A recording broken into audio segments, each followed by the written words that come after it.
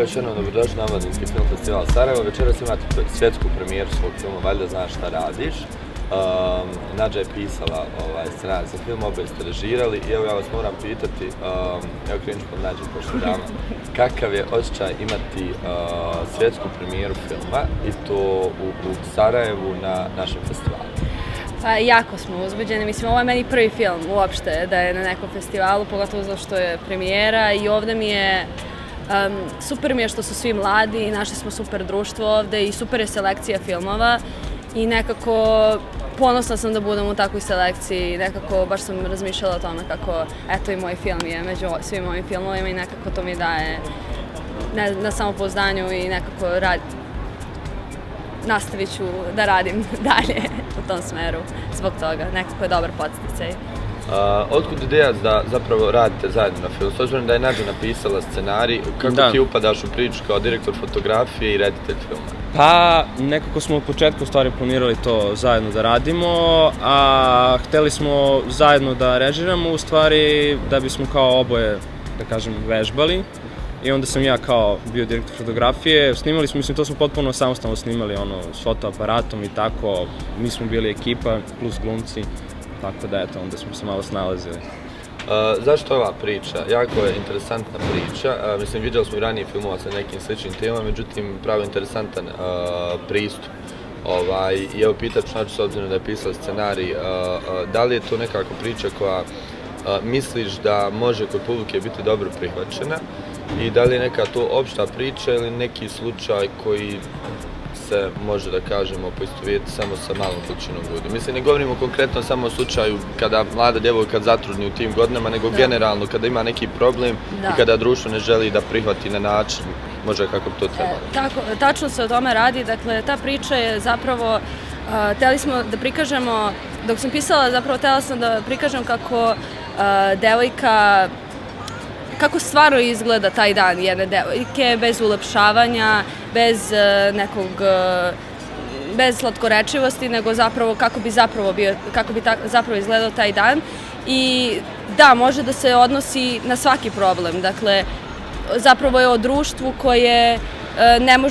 kome ne možeš da se poveriš, gde svako gleda sebe i uopšte ne vide da ona ima problem. Ne radi se čak ni o tome da oni neće da je saslušaju, nego oni ne vide dalje od samih sebe, jednostavno. Tako da, to je zapravo o njoj i zbog toga glavni lik, ona, glavna junakinja, ona ne progovara ceo film. I to je neka metafora zapravo, a i bukvalno ne progovara.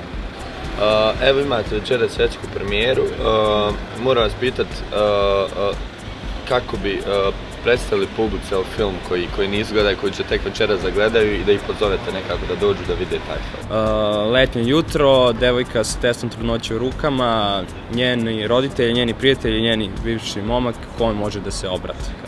Mislim da je to, da se tiče mladih i o mladima je film, tako da mislim da bi mladi zanimalo to najviše da pogledaju, a možda kao i starije da vide kako mi to šta radimo. Evo i kratko samo za kraj, prvo za Nađu, pa onda i zato, da li zaista mislite da mladi poslije biti progresivni evo u Srbiji, u BiH i koriste se filmom kao nekim sredstvom komunikacije kojim žele da iskažu možda neko svoje nezadovoljstvo ili da ukažu na neki problem. Da li mislite da to možete filmom da postignete i da li ćete definitivno nastaviti se baviti ovime kao nekim poslom kroz koji u isto vrijeme možete da komunicirate sa okruženjem oko vas? Da, ja definitivno mislim da mladi mogu preko filmova da se izraze, pogotovo zato što sada živimo u vremenu interneta i to je dostupno, ne mora čak ni da se studira taj fakultet ili ne mora čak ni da se ima dobra oprema, može se telefonom čak da se snimi nešto i da to ima odjek veliki, jer jednostavno sve je dostupno sada, tako da mislim da je to jedan od najboljih sada sredstava izražavanja. Da li želim da se nastavim da se bavim ovim?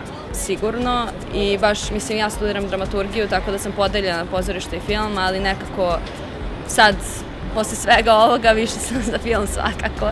I nekako se tako namestilo da se više orijentisala ka tome i stvarno bi voljela da uspem u tome.